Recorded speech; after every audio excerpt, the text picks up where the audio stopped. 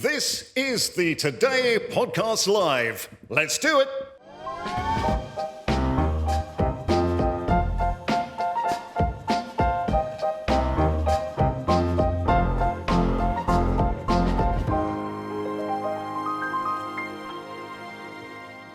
This next question is from Imogen in London. So my younger brother, who is 20, told me recently that he wouldn't be voting in this upcoming election because he feels like politics don't impact his day-to-day life. And I was just thinking your thoughts on how we could encourage, especially the young voters, to vote, or the non-voters to vote. Sorry, thank you. It's a very clear question. Thank you, Imogen, for that.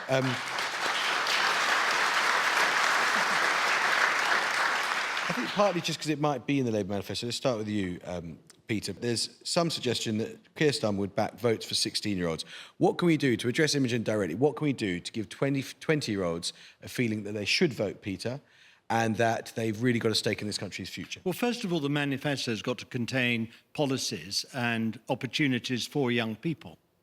I mean, if it's all about the elderly, no disrespect to the elderly, by the way, of which I'm sort of counted now amongst, if a manifesto like the Tories' appeal is very much geared to those who are over 60, 70 years old, why should a younger person aged 20, have any stake in what's actually being offered by the party? So the first thing is have some policies which really directly talk to and affect the lives of young people and create opportunities for them, which is why I think that building out educational opportunity, both for people who want to leave school and go on to university, but also those who don't and want alternatives to university in order to continue their education, is very important, and it's going to take some time to build that educational opportunity out for people. But in the meantime, you can take an early step, which is to get 6,000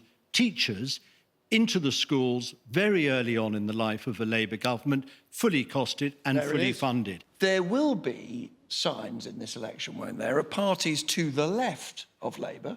I've just been interviewing the leader of the SNP in Scotland, the leader of Plaid Cymru in Wales. I think the Greens will make a similar pitch. The Liberal Democrats would not call themselves to the left of Labour, but they would argue they're bolder and more radical than Labour. They will try to say to young people in particular, I think, they're the same old. Keir Starmer, the Tories, you can't really tell them apart. Do you think it'll work? So I'm looking at this marvellous microphone that we were speaking about earlier, which I might actually take home with me when you're not looking. And it reminds me of a generation that my age group will still identify with. And I think that there is something really big happening in politics about how it relates to younger people. And that big thing is this generational gap, which I don't think in my lifetime I have seen. But it's definitely the case now. And Imogen's brother, who's 20, will not have the same, feelings and thoughts about World War II as I do, because I got it from my grandmother, my mother, as you were talking about your family earlier, Nick. So politics is populated by pretty much across the board a very typical type of man, mostly, and women. And they're of a certain age and a certain experience. And we need to be able to find a way to bring fresh thinking into policy. So, I mean, you're absolutely right. Of course, we want our children to go to universities. But I think actually university is something that is thought through the prism of a past idea of what university gives us, whether it's academic or whether it is to be part of a kind of meritocracy that gets people from here to there. Now we live in a world where technology is racing so fast before us that even legislation can't keep up.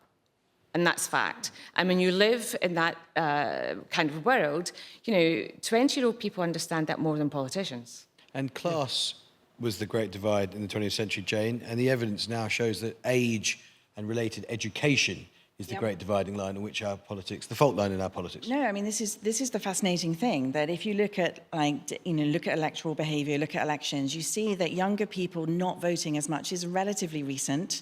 But you also see, post-2016 in particular, so post-EU referendum, that the age divide becomes the dividing line in politics. So Labour's biggest worry, I think, in the election is that its younger voters aren't going to turn out, they're not going to vote. They might say they're going to vote, but they might not actually go out, ahead and vote. So that's a worry for Labour. So this age divide is incredibly important, and there's loads of fascinating reasons for this, right? So the kinds of issues. So we think about politics in terms of left-right. We've thought about politics in terms of left-right for years and years and years.